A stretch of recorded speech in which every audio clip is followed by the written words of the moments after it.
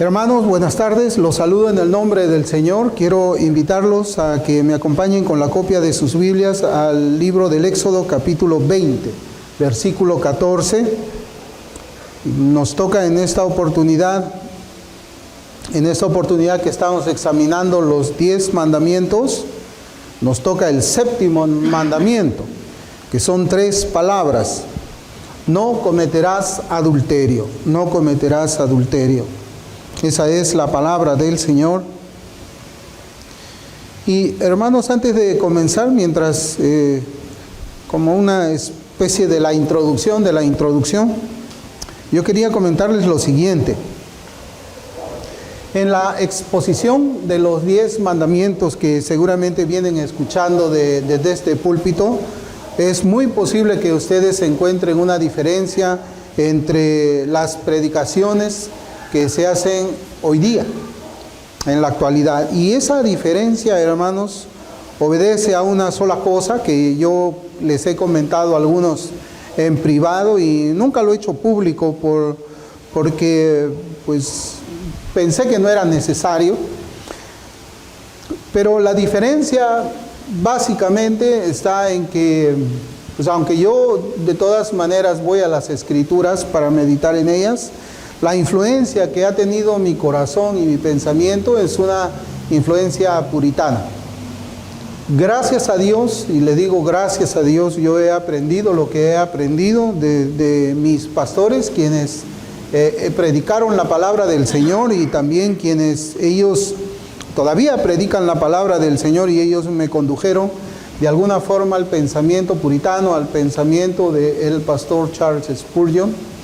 Y algunas veces, hermanos, puede parecer un poco estricta la palabra, un poco dura, como que no admite pues ninguna interpretación a contrario, y yo creo que debe ser así. No cometerás adulterio. Y esta mañana, con la ayuda del Señor, este mandamiento yo también lo voy a predicar desde esa misma perspectiva, ¿no? Desde una perspectiva bíblica, reformada y puritana. Yo quisiera que cuando ustedes escuchen esta enseñanza, recuerden, si es que han leído a aquellos hombres como Thomas Watson y Vincent, no recuerdo cómo más se llama, el puritano, o A.W. Pink, quienes también hablaban de la manera como es que yo voy a conversar con ustedes, porque es preciso, hermanos, que nosotros toquemos ciertas conductas, porque cuando dice la Escritura, y eso lo vamos a ver un poco con más profundidad, cuando dice no cometerás adulterio, no solamente está diciendo de que, por ejemplo, yo como hombre no debo ser infiel a mi esposa, sino también está enseñando que una mujer no debe provocar el adulterio en un varón, o un hombre no debe provocar el adulterio en una mujer. Y esto yo les comento porque muchas veces desde los púlpitos se trata, hermanos, de no hablar de este tema, ¿no? Pero cuando leemos en la Escritura, en Éxodo 20, 14, dice, no cometerás adulterio. Y los fariseos en ese tiempo creían de que el adulterio era únicamente la consumación de los hechos de la infidelidad de un esposo o de una esposa a su cónyuge con otra persona distinta. Pero el Señor Jesucristo, en Mateo 5, en el Sermón del Monte, Él corrige esta enseñanza de los fariseos. Y Él dice ahí, oísteis que fue dicho, no cometerás adulterio. Pero yo os digo que cualquiera que mira a una mujer para codiciarla, ya adulteró con ella en su corazón. Y es más, el Señor también en Mateo 18, me parece, sí, Mateo 18, versículo 6, el Señor va a hablar lo que yo les estaba diciendo acerca de la positividad de este mandamiento, en que una mujer no debe en ninguna manera ser la causa de levantar el pecado de adulterio en el corazón de nadie. Y dice, y cualquiera que haga tropezar a alguno de estos pequeños que cree en mí, mejor le fuera que se colgase al cuello una piedra de molino de asno y que se hundiese en lo profundo del mar.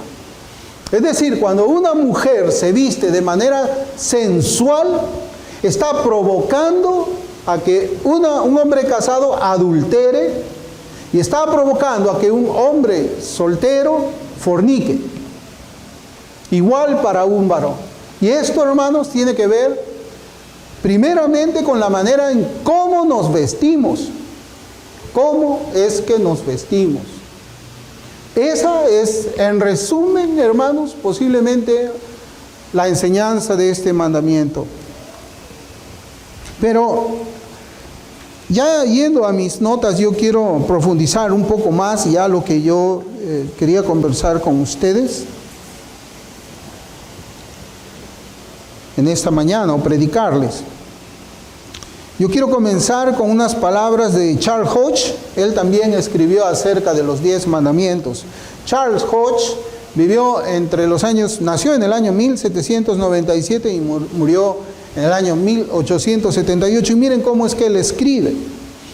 Él dice, no es necesario señalar que de la naturaleza del matrimonio se deduce que junto con el asesinato, el adulterio es el mayor de todos los crímenes sociales y que bajo la antigua dispensación se castigaba con la muerte.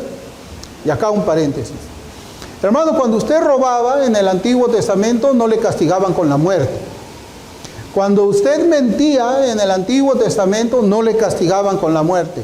Pero cuando usted adulteraba, sí era castigado con la muerte. Eso es lo que está hablando aquí Charles Hodge, el puritano Charles Hodge. Continúo, e incluso ahora es prácticamente imposible condenar por asesinato a un marido que mata al hombre que ha cometido adulterio con su mujer. Esto se debe a que las leyes humanas están en conflicto con las leyes de la naturaleza y de Dios. La ley de Dios considera el matrimonio como la identificación de un hombre y su esposa. Las leyes del Estado lo consideran con demasiada frecuencia como un mero contrato civil y no dan al marido perjudicado otra reparación que una demanda por daños y perjuicios por una pérdida pecuniaria que ha sufrido al verse privado de los servicios de su esposa. La pena por adulterio, para que guarde la debida proporción con la magnitud del delito, debe ser severa y degradante. Continúa diciendo, este mandamiento, como aprendemos de la exposición que de él hizo nuestro Señor en su sermón de la montaña, prohíbe toda impureza de pensamiento, de palabra y de conducta. Y eso es lo que yo voy a desarrollarles a ustedes un poco más adelante.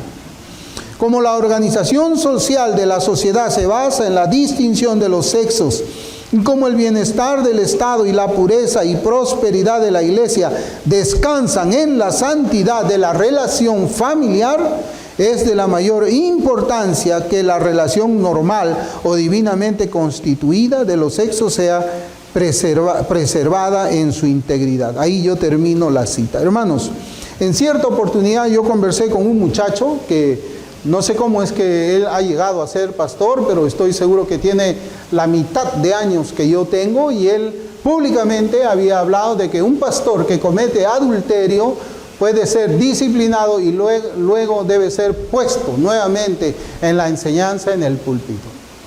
Y yo les digo de que ese muchacho simplemente no conoce la Biblia, no entiende la Biblia, no entiende la profundidad del pecado del adulterio, la pecaminosidad del pecado del adulterio, pero ahí está él, hablando cosas que no son, cosas que son contrarias al corazón de Dios. No sé de dónde es que él saca ese pensamiento, pero cuando yo quise corregirlo, él simplemente dijo, yo no lo veo en la Biblia, yo no veo como tú ves, ¿no?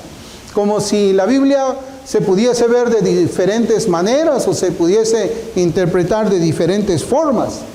Pero yo estoy seguro de algo, que él nunca ha leído a ningún reformador ni a ningún puritano en su corta vida que él tiene, que es la mitad de años que tengo yo, que yo tengo 60 años. Nunca ha leído un tratado de sana doctrina en su vida. Y seguramente que él ha construido su teología así como quien, y perdonen la expresión, como quien arregla la carreta durante el camino. No ha tenido una preparación previa al ministerio, y esa clase de enseñanzas es una afrenta a Dios, es una afrenta al ministerio pastoral, pero es lo que nosotros tenemos. Por eso es que yo les comentaba al inicio que iba a ser una exposición desde una perspectiva bíblica, histórica y puritana, y reformada, por supuesto, ¿no? Como podemos escuchar de aquí de Charles Hodge, que hemos estado compartiendo, cuando llegamos a considerar el pecado que Dios prohíbe en este mandamiento, vemos que es un quebrantamiento, o es un mandamiento de suma importancia, suma, inclusive, hermanos, para los que están solteros hoy. Thomas Watson dice que el adulterio es una transgresión del voto matrimonial y que la gravedad de este pecado reside en lo siguiente: es una gran deshonra a Dios. Es una gran deshonra a Dios el adulterio. Quien te ha otorgado, mire cómo dice Watson, el puritano, mire cómo es que él habla acerca del adulterio. Y dice, es una gran deshonra para Dios, quien te ha otorgado numerosas misericordias, te ha otorgado salud, te ha otorgado bienes y tú lo gastas en rameras. ¡Wow, hermanos! Miren cómo es que un puritano expone el mandamiento. ¿Usted ha escuchado alguna vez a algún pastor hablar de esta forma? No, porque, hermanos, tristemente, como yo les digo, el adulterio es tratado como algo así superficial. Es una mentirita más, ¿no? Pero esto no es así. No es así, hermanos. No es así. La exposición puritana fue y es la exposición más fiel de la palabra de Dios, donde los predicadores no se guardaban los mensajes que confrontaban la pecaminosidad del pecado, sino que lo exponían porque por medio de la ley es el conocimiento del pecado. Porque la ley sirve como un ayo que nos lleva a Cristo para ser justificados por la gracia, Gálatas 3:24, y porque el salmista decía, oh, cuánto amo yo tu ley, todo el día es ella mi meditación. Salmo 119, versículo 97.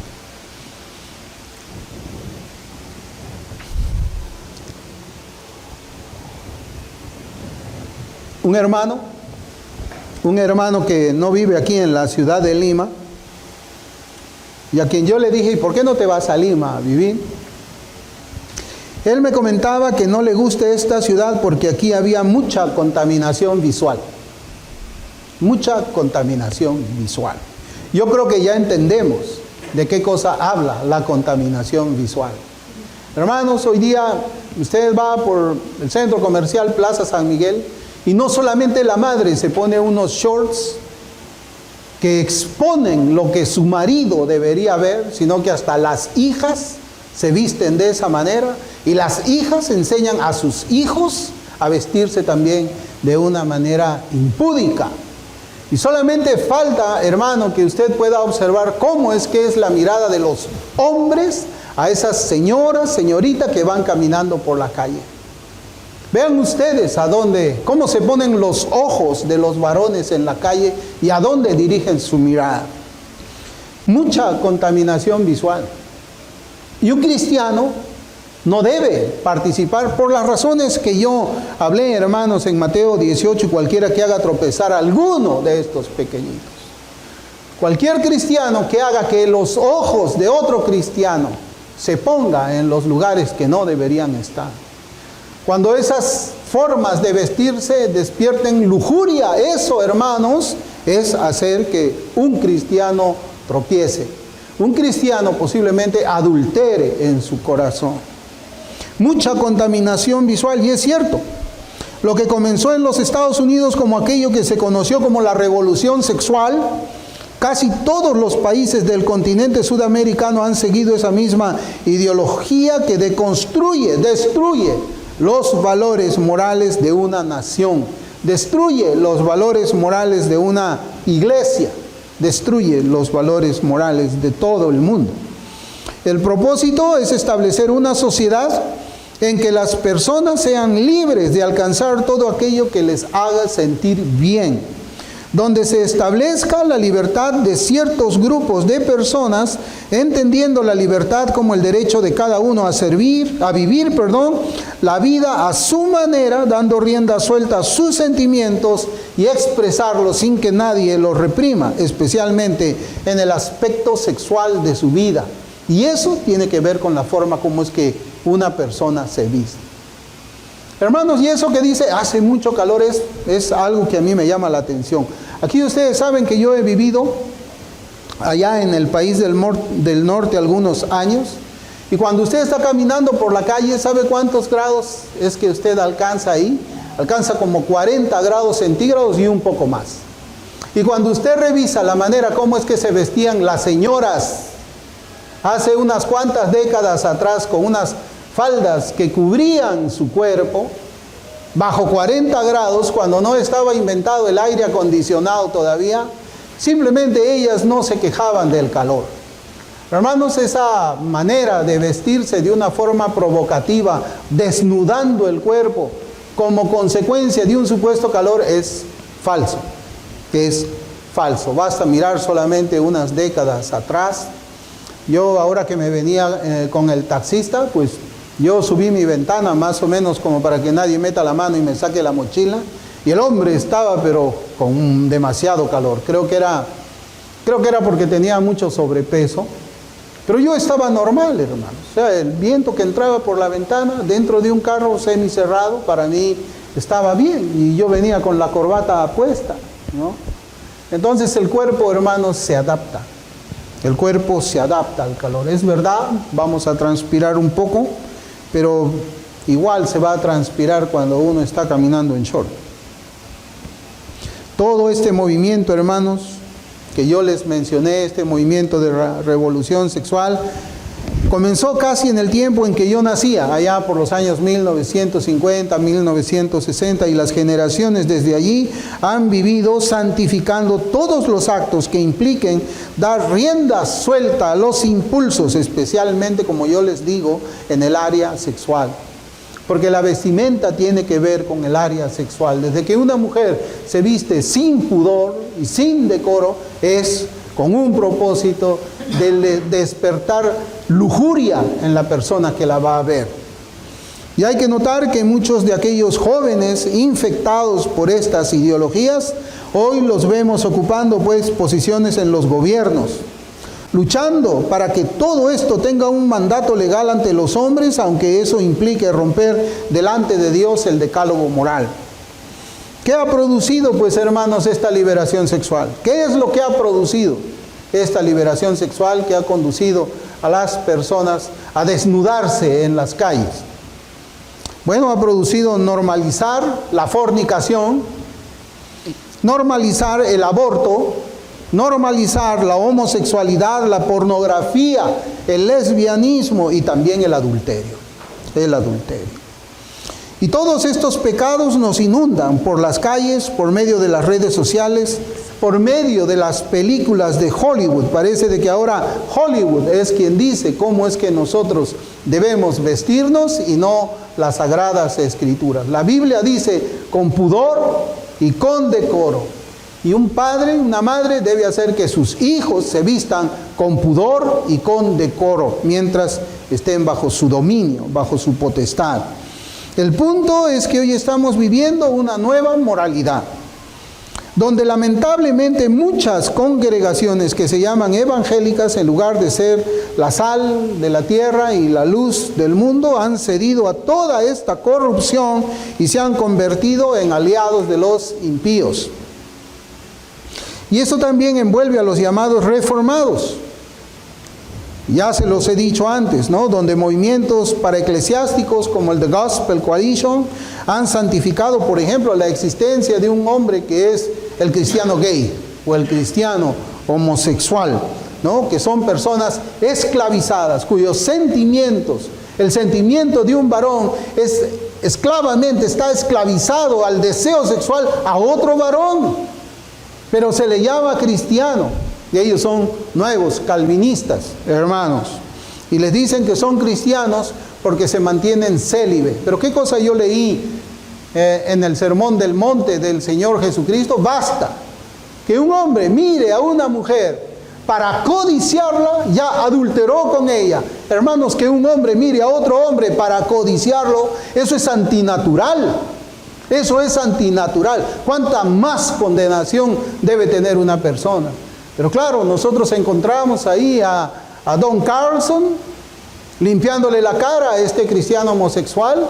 También encontramos a Ligon Duncan publicitando esa clase de literatura de una novedad llamada cristiano homosexual. Por eso es que yo les digo, hermanos, hasta la denominación reformada ha doblado sus rodillas ante la corrupción de la revolución sexual iniciada en los años 1950 y 60. La consecuencia del avance de la inmoralidad y el retroceso de la iglesia frente a toda la impiedad sexual, porque eso es lo que la iglesia está haciendo, retroceder, ha hecho que las personas crean que los 10 mandamientos es algo que ya pasó de moda. Es algo que ya pasó de moda y que si alguna vez estuvo vigente y de observancia para todos los hombres, debió haber sido en la edad de piedra. Hoy día estamos en el siglo XXI. Hoy día la inmoralidad debe ser aplaudida, ¿no?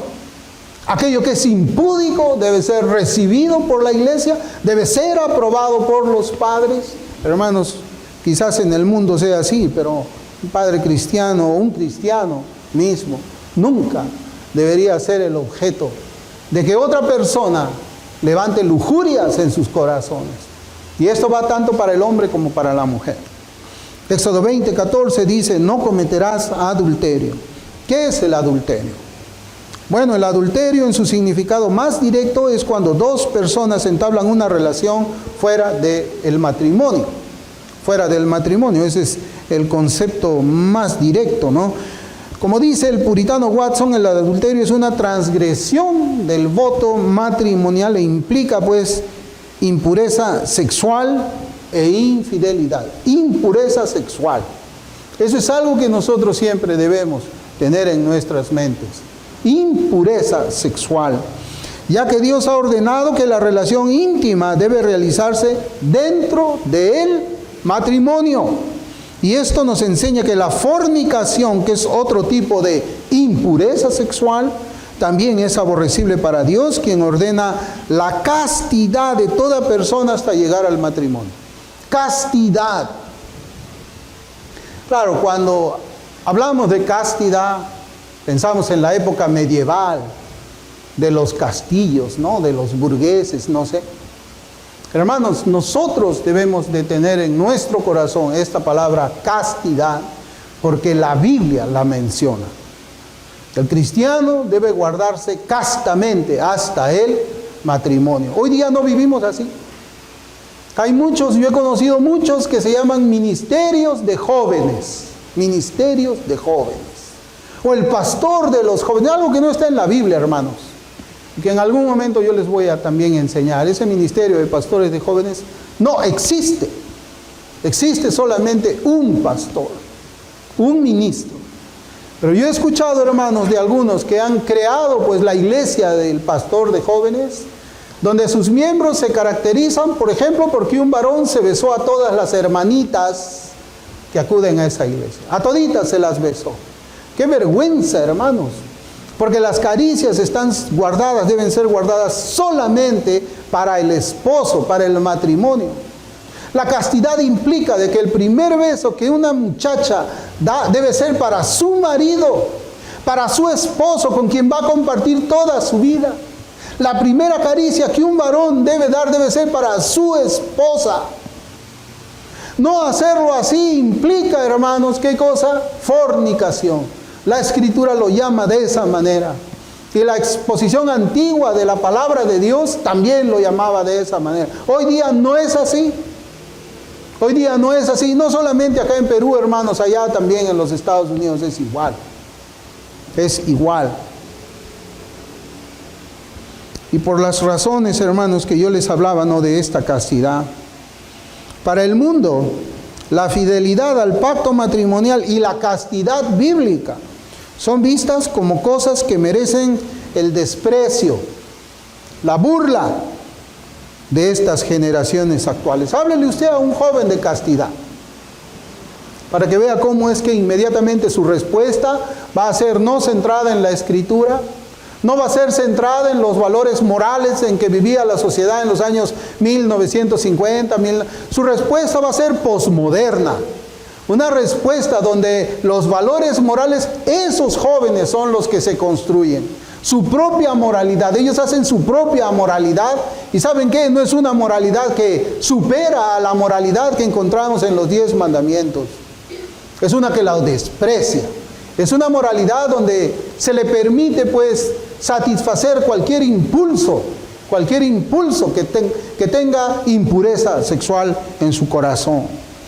La Biblia nos enseña que el matrimonio es una institución sagrada e instituida por Dios. Porque cuando hablamos del adulterio, hablamos del matrimonio. Y como pues hoy día encontramos esa clase de definiciones, el matrimonio no fue establecido por los heterosexuales que inventaron pues el matrimonio entre varón y mujer. Hoy día la sociedad dice eso. ¿Por qué no puede haber matrimonio entre personas del mismo sexo? Porque los heterosexuales inventaron e impusieron a toda la sociedad el matrimonio solamente entre varón y mujer. Pero eso, hermanos, es una mentira diabólica. Eso es ideología. Fue el Señor quien lo hizo. En Génesis 2:24,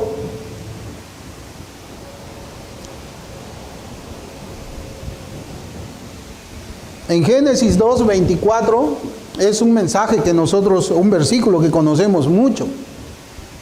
Muchas veces lo hemos leído, pero vamos a profundizar un poquitito allí. Génesis 2:24 dice: por tanto dejará el hombre a su padre y a su madre y se unirá a su mujer y serán una sola carne. Una sola carne. Hermanos, miren cómo dice: por tanto dejará el hombre a su padre y a su madre y se unirá a su mujer y serán una sola carne. Pero ¿por qué el Señor dice esto? ¿Por qué el Señor habla de esa manera a Adán y a Eva cuando ellos no tenían padres? Adán no tenía su papá y su mamá, Eva no tenía papá y mamá. ¿Por qué el Señor les dice esto? Dejarás a tu padre y a tu madre y te unirás a tu mujer y serás una sola carne, una sola carne con ella. ¿Por qué el Señor dice esto? Porque Él estaba instaurando una institución perpetua hasta su segunda venida. Entonces el matrimonio es entre varón y mujer. No fue instituido por ningún hombre, ni por ninguna organización, ni por ningún consenso, ni por ningún acuerdo. Fue instituido por Dios. La palabra hebrea que ha sido traducida como unir en el español es la palabra kal, Q-A-L, que significa pegarse, o sea, dejarás a tu padre y a tu madre y te pegarás, te juntarás, te unirás, te adherirás, te mantendrás ligado, ser fiel, te mantendrás fiel y seguir siendo fiel hasta la muerte. Eso es lo que significa esa palabra hebrea. Es interesante, hermanos. A veces cuando lo leemos así, nada más, pues lo pasamos y como que no nos impacta mucho, ¿no? Pero cuando nos dedicamos un poquito más a escarbar en ese versículo, podemos llegar a ver qué cosa es lo que significa el matrimonio. Y haciendo, hermanos, un análisis corto como el que hemos hecho, podemos saber por qué es que Dios condenó con muerte el adulterio. No debemos olvidarnos de mencionar la diferencia entre el amor. Ahora yo quiero tocar otro tema. El amor que nace de una relación matrimonial, que nace de esa relación de convivencia cuando está el esposo y la esposa. de aquella forma de romanticismo que promueven las películas y las series de televisión. Hermanos, a nosotros, pues digo nosotros porque yo también he sido del mundo hasta los 40 años y yo entendía el amor de una manera mundana, el amor de una manera hollywoodense, ¿no? ¿De dónde es que yo aprendía las cosas? Pues de ver las películas, seguramente que también muchos aquí, ¿no? Pero yo, leyendo la Biblia, ya cuando el Señor abre mi entendimiento, cuando el Señor lavó mi cerebro, porque estaba muy sucio, estaba sucio de ideología, sucio de pensamientos hollywoodenses y de tanta suciedad que el mundo me había salpicado y me había inoculado. Yo les pregunto, ¿una persona llega enamorada al matrimonio, hablando cristianamente? ¿Es amor lo que uno siente fuera de la convivencia con el esposo, con la esposa? Hermanos, yo quiero citar unos pasajes de las Escrituras para que podamos mirar bien la institución del matrimonio y del amor que deben tener los cónyuges. Del amor. En Génesis 24 también, versículos 63, 67 dice, y había salido Isaac a meditar al campo a la hora de la tarde. El contexto es que Abraham había enviado a su mayordomo a buscarle esposa para su hijo Isaac. Y había salido Isaac a meditar al campo a la hora de la tarde, y alzando sus ojos miró, y he aquí los camellos que venían. Rebeca también alzó sus ojos y vio a Isaac, y descendió del camello, porque había preguntado al criado, ¿quién es este varón que viene por el campo hacia nosotros? Y el criado había respondido, este es mi señor. Ella entonces tomó el velo y se cubrió. Entonces el criado contó a Isaac lo que había hecho, y le trajo Isaac a la tienda de su madre Sara, y la trajo Isaac a la tienda de su madre Sara, y tomó a Rebeca por mujer y la amó. ¿Qué es primero? ¿La amó y la tomó por mujer? ¿O primero la tomó por mujer y después la amó? Y se consoló Isaac después de la muerte de su madre. Ahí hay un orden. Ahí hay un orden, hermanos.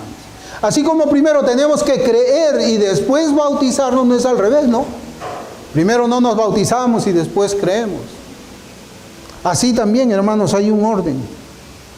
Uno se casa y en el matrimonio ama a su esposa. Lo que sucede es que hoy día, pues, hermanos, ¿qué cosa es lo que busca un hombre en una mujer? ¿Busca una mujer virtuosa? ¿Acaso el hombre cuando sale a buscar una esposa, cualquier persona, cualquier hombre, dice, ¿cómo será mi esposa? ¿Cómo quiero yo que sea mi esposa? A ver, voy a ir a la Biblia y voy a leer Proverbios 31 y voy a seguir ese mapa para buscar. No, hermanos, no. El hombre sale y comienza a mirar, esta se parece a Angelina Jolie, esa me gusta, ¿no? Esta de acá se parece a la actriz fulano de tal, esa es la que quiero que sea. No importa, hermanos, si es la hija viviente del diablo. No. Lo que le interesa aquí a las personas es que tenga su carita bonita, que vaya al gimnasio, ¿verdad? Todo bonito. Y después, aunque su carácter sea como sea, no le interesa al hombre. En la Biblia no es así, hermano. Y esa es la razón, yo creo, por la cual las mujeres se visten así. Se visten porque saben que el hombre busca esposa de esa manera. Saben que el hombre va a buscar las piernas, va a buscar el escote, va a buscar todo eso, ¿no? Y es triste, hermanos. Es triste que una muchacha se ponga así. Es triste, hermanos. Es triste. Otro relato similar lo encontramos entre María, la madre del Señor, y José, su esposo, en un matrimonio que había sido arreglado previamente, porque los judíos hacían eso, ellos arreglaban los matrimonios en la tradición judía. Los padres hacían que, bueno, mi hijo se va a casar con tu hija y ya está. Ese fue, hermanos, el acuerdo, el contrato que tenían José y María. Ellos ya tenían un acuerdo de matrimonio, todavía no había sido consumado, pero desde que se hace ese acuerdo ya se consideraba un matrimonio. Por eso cuando María resultó embarazada por el milagro que hizo el Espíritu Santo, José quería dejarla y no quería infamarla, porque sabía de que María debía ser puesta a muerte, porque se consideraba adulterio aun cuando ellos todavía no habían consumado su relación matrimonial. Y mire cómo dice Efesios capítulo 5, versículo 28. Así también los maridos deben amar a sus mujeres. O sea, primero tienes que ser marido y después la vas a amar. A sus mujeres como a sus mismos cuerpos. El que ama a su mujer a sí mismo se ama. ¿Y por qué dice Pablo esto? Porque son una sola carne. Una sola carne. De manera contraria, pues, como ya les he dicho, Hollywood nos ha hecho creer que la atracción física o la atracción sexual es amor. No. No, hermanos, la atracción física y la atracción sexual no es amor. Y una muchacha cristiana no debería tampoco buscar a uno que se parezca a Brad Pitt, ¿no? Ese Brad Pitt le fue infiel a su mujer, ese Brad Pitt anda con una, anda con otra, anda con otra, y te va a dejar. Nunca te va a amar. Siempre, cuando una mujer busca a un hombre de esa manera, ¿saben cómo es que el hombre la va a tratar cuando sea vieja? Le va a ser infiel porque le dejó de gustar. No hay amor ahí. Lo que hay es una atracción física. Lo que comienza así va a acabar cuando la mujer pierde el físico, cuando pierda su belleza, y el hombre, como está acostumbrado a buscar eso, va a sacar la mirada de su mujer y buscará satisfacerla en alguien más joven, en alguien más joven. No, hermanos, la atracción física o sexual no es amor. Es una cosa tan mentirosa como que el diablo mismo las dice. En el cine se nos enseña a ver a las mujeres, ¿saben cómo? Como si fueran objetos. Un objeto. Por eso es que el hombre no la respeta, no la ama. Es un objeto que va a satisfacer lo que el hombre quiere que satisfaga, ¿no? Y esa clase de pensamiento pues hace creer que lo más importante es la apariencia física que un corazón santo y redimido al Señor. Yo no creo que un creyente nunca deba pensar de esa manera. Nunca. Y en esto último, hermanos, pues no me equivoco, ¿no? Yo recuerdo hace poco hizo noticia, no sé, hace como un año, ¿no? El divorcio de Johnny Depp. Y su esposa, bonita, ¿verdad? Qué bonita su carita, ¿no? No, un angelito parecía, ¿no? Y todo lo que narraba él, cómo lo golpeaba, cómo lo insultaba, cómo lo trataba como si fuera un trapeador. Bonita, ¿no? Un ángel. Pero ande, vaya y vea usted el carácter de esa mujer, es el mismo diablo. Por eso es que un cristiano nunca, yo no estoy diciendo, hay hermanas, yo veo acá las hermanas, son guapas, ¿no? Son bonitas, el Señor les hace bonita, el Señor hermosea el rostro de nuestras hermanas, ¿no? Porque son cristianas, porque la piedad las pone bellas, no por otra cosa, ¿no? Pero si se va a buscar solamente a eso, se va a reducir a eso el buscar una mujer, están equivocados, no es eso, ¿no? Entonces, pues, vemos acá lo absoluto del mandamiento cuando el Señor dice, no cometerás adulterio. No hay excusas para Dios en cuanto a la fidelidad en el matrimonio y la pureza sexual que Él demanda. Y así como el mandamiento anterior tiene una parte negativa, no asesinarás, decía, también tenía una parte, o tiene una parte positiva. Dios nos ordena preservar la vida, de igual manera con el séptimo mandamiento. Y hermanos, yo quisiera que veamos lo que nos enseña el Catecismo Menor de Westminster. El Catecismo Menor, los presbiterianos tienen dos catecismos, el Catecismo Mayor y el Catecismo Menor. El Catecismo Mayor, ¿para quién es? Para los adultos. ¿Y el Catecismo Menor para quiénes son? Para los niños. Entonces, ¿cómo es que instruían los puritanos a sus hijos? Con las palabras que yo les voy a enseñar. A sus hijos. Pregunta 70, ¿cuál es el séptimo mandamiento? Respuesta, el séptimo mandamiento es: no cometerás adulterio, no cometerás adulterio. Pregunta 71, ¿qué exige? ¿Qué se exige en el séptimo mandamiento? Acá está la respuesta. ¿Qué se exige?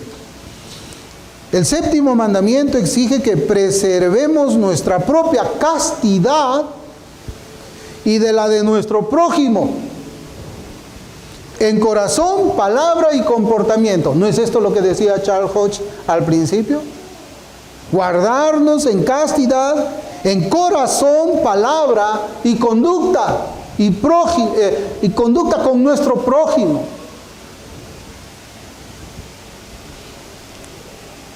Pregunta 72, ¿qué se prohíbe en el séptimo mandamiento?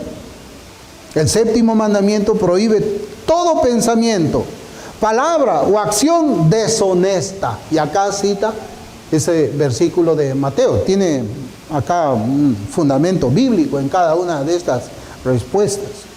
Entonces, no solo debemos evitar el adulterio nosotros mismos, sino que debemos hacer todo lo posible para asegurarnos que nosotros mismos no estamos fomentando el adulterio o el pecado sexual de otros. Y esto es para todos nosotros, para las damas y para los varones. Nosotros no podemos tampoco, hermanos, por ejemplo, ¿no?, vestirnos como se viste el mundo. Alguien dijo por ahí, no, el pudor y el decoro solamente se le demanda a la mujer. No, hermanos. Ahorita vamos a ver cómo es que la Biblia enseña que es para todos. Yo no puedo vestirme, hermanos, como se viste el mundo. Usar pantalones apretados, pitillos que les llaman, ¿no? Donde también exhibe uno cosas que solamente debería guardarse para los ojos de la esposa. O camisas, ¿no?, abiertas para vestirme de una manera sexual, sensual, ¿no? O acomodarme mi apariencia de una forma en que las hermanas pueden tropezar, o cualquiera de nosotros. Vestirnos para hacer tropezar a alguien más, eso no es posible. Esto es para todos nosotros, para las damas y para los varones, quienes debemos tener mucho cuidado en la forma en cómo nos vestimos y en la forma en que nos comportamos para preservar la castidad de nuestro prójimo. Tenemos que guardarnos castamente y hacer que nuestro prójimo se mantenga también guardado en castidad. Y cuando hablamos de castidad, esto suena horrible para el mundo, hermano. Y seguramente para un amplio sector de la llamada iglesia evangélica que ya se ha ido al mundo también, ¿no? Entonces, el séptimo mandamiento requiere, en referencia a nuestra propia castidad y a los demás, la preservación de la misma, manteniéndonos puros y haciendo lo que esté en nosotros para evitar la impureza de los demás. ¿Ya? Hay un pasaje que yo quisiera que vea, Primera de Tesalonicenses, ábralo por favor, capítulo 4, versículos 3 y 4.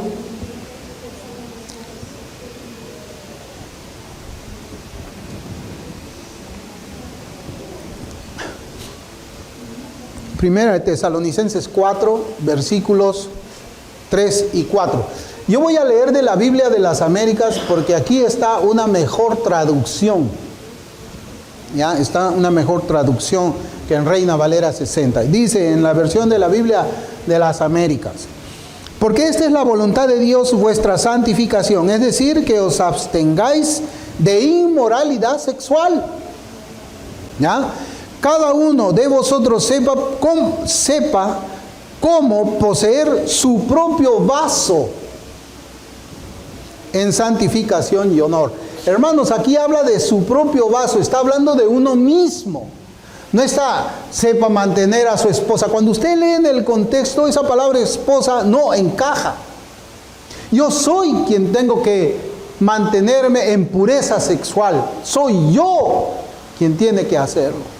¿Ya? Por eso cuando dice su propio vaso, es mi propio cuerpo. Yo tengo que evitar impureza sexual de mi lado y ser la causa de impureza sexual de otros. Y para eso yo tengo que mantener mi vaso, mi cuerpo, mi cuerpo en santificación y honor. Ahí, hermanos, está enseñada la modestia cristiana que debe tener un varón.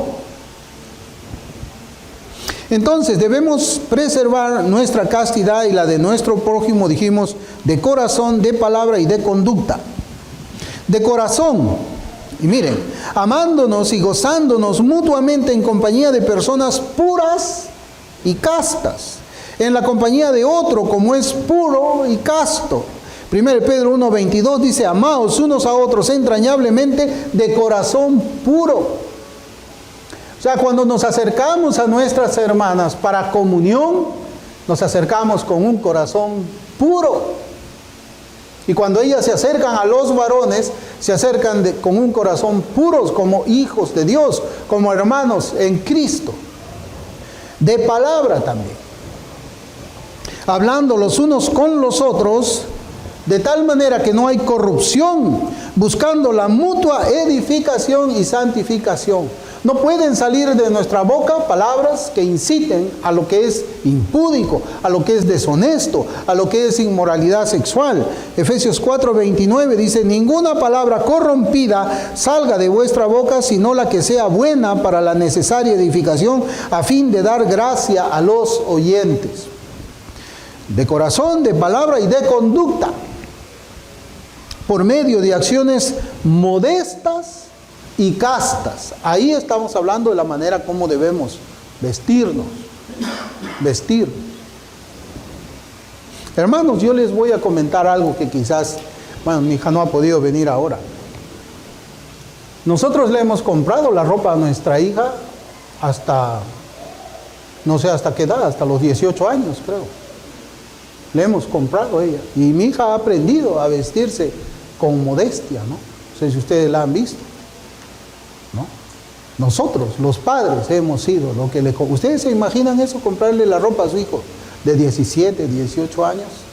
Porque ella está bajo nuestro cuidado. Y si nosotros tenemos que vivir sin inmoralidad sexual, si debemos cuidar la castidad de nuestro prójimo, entonces ella también debe hacerlo.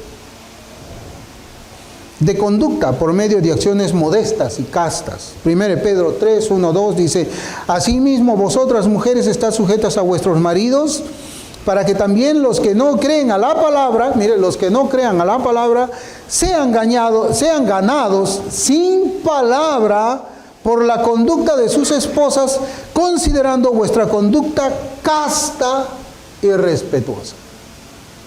Casta y respetuosa. Es lo que dice la Biblia. O sea, la conducta casta tiene un propósito también. Y adorna el Evangelio cuando nosotros predicamos el Evangelio a nuestros cónyuges que no son cristianos. Y para hacer todo esto, guardarnos de corazón, de palabra y de conducta, debemos de ser vigilantes, hermanos, vigilantes de nuestros corazones y espíritus. Debemos oponernos a cualquier pensamiento inmundo que se levante en nosotros mismos. Por eso el Proverbio 4:23 dice, guarda tu corazón con toda diligencia. Si usted quiere mantenerse casto, tiene que seguir estos principios. Debemos ser vigilantes también de nuestros sentidos. Vigilantes de nuestros sentidos, de nuestros ojos, de nuestros oídos, apartándonos de cualquier situación que pueda provocar lujuria, apartándonos de toda situación que pueda provocar lujuria. Job 31:1 dice, hice pacto con mis ojos, ¿cómo pues había yo de mirar a una virgen? Debemos ser diligentes también en nuestros deberes espirituales. Miren, cuando estamos ocupados en los ejercicios que benefician a nuestras almas, estaremos preservados de la tentación. ¿Por qué es que David pegó con Betsabé? ¿Por qué? ¿Por qué él cometió adulterio? Porque él no estaba haciendo lo que le correspondía hacer a los reyes en tiempo de guerra. Su deber era salir con el ejército, estar delante del ejército, peleando, defendiendo a Israel. Él descuidó su deber y ¿qué pasó? Ociosamente estaba por el balcón de su palacio Y fue allí, hermanos, donde comienza el pecado de adulterio de David.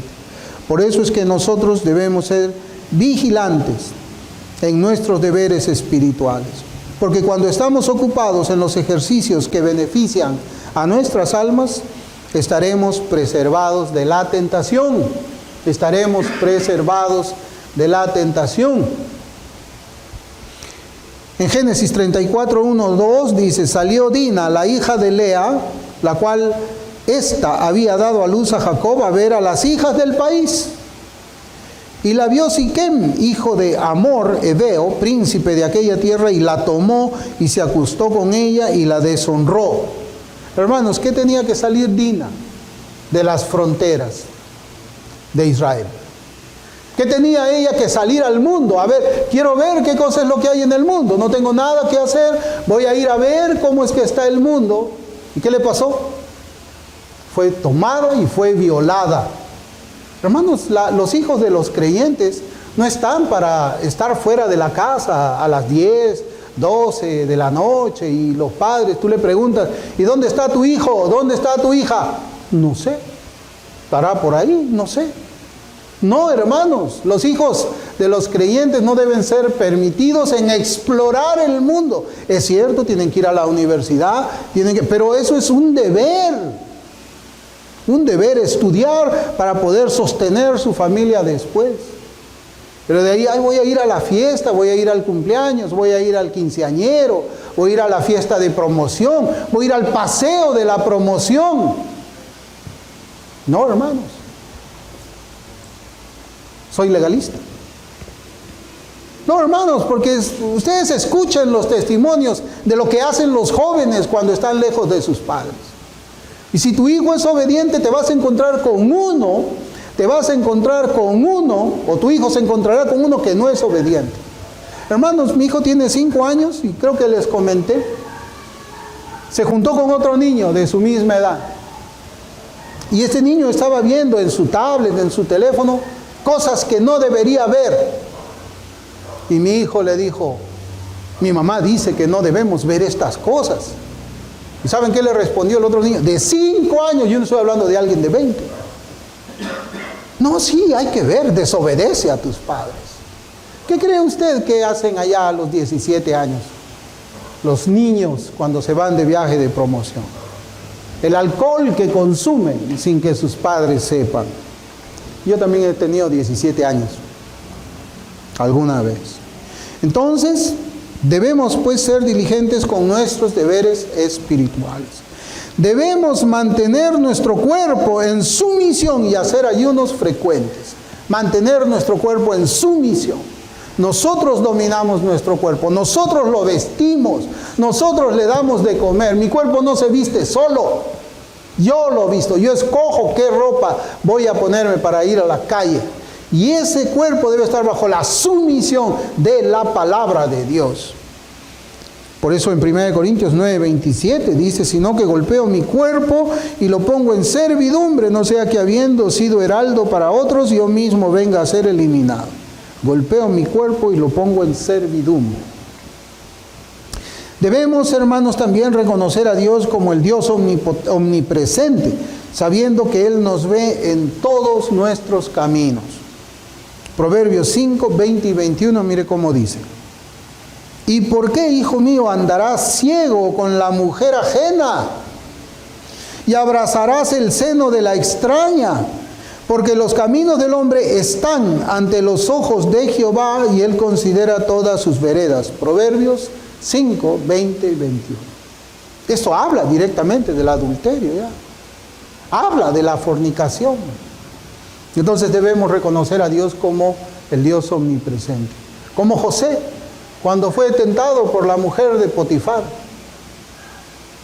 José no se frotó la mano y dijo: me gané la lotería, no hay nadie en la casa.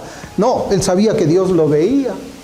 Estaba lejos Potifar, no podía ver lo que él iba a hacer así, pero el Señor Dios sí sabía lo que, sí estaba allí presente en los ojos del Señor. Otra, para también, hermanos, evitar todo esto, debemos orar ferviente y frecuentemente al Señor Tenemos que orar por la ayuda espiritual necesaria para mantenernos en santidad y en castidad.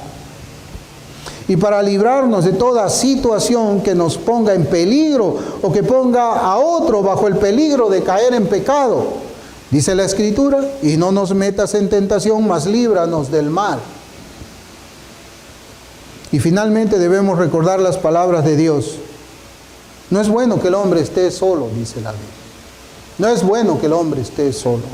Génesis 2:18. Tanto el hombre como la mujer pueden buscar el matrimonio sin recurrir a las formas en que el mundo lo hace, en que el mundo busca un marido, una mujer. Recordemos siempre, hermanos, que un creyente busca en otro creyente, ¿qué cosa? La semejanza a Cristo. Cuando usted busque esposa, busque la semejanza a Cristo. No busque si se parece a Angelina Jolie, por favor. No, entonces usted ya su corazón no está puesto en las cosas del Señor. No, y se lo digo en serio. Un cristiano no está para eso, ¿no? Y una hermana en Cristo, pues no va a buscar acá su Marlon Brandon, no sé, ¿no? Tiene que buscar a una persona en la cual la imagen de Cristo sea notoria. Esa persona teme a Dios, esa persona te va a amar, te va a cuidar, va a ser una bendición en tu vida.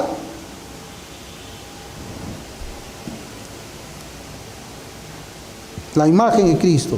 Y con esta mente, con esto en mente, yo quisiera citar Proverbios 31:30. Engañosa es la gracia y vana la hermosura. La mujer que teme a Jehová, esa será alabada. Tienes que buscar un cónyuge que envejezca contigo y te ame desde el primer día que se casó contigo, igualito. Te ame cada día más. Te vas volviendo viejito, pero te ama. Estás enfermo, pero te ama y está ahí contigo. El mundo no hace eso, hermanos. El mundo no hace eso. Tristemente es así. Y eso lo enseña Hollywood, esas cosas, ¿no? Cuando buscas a alguien que se parece al Señor en toda su manera de vivir, vas a conseguir realmente un tesoro aquí en la tierra. Amén, hermano. Vamos a orar.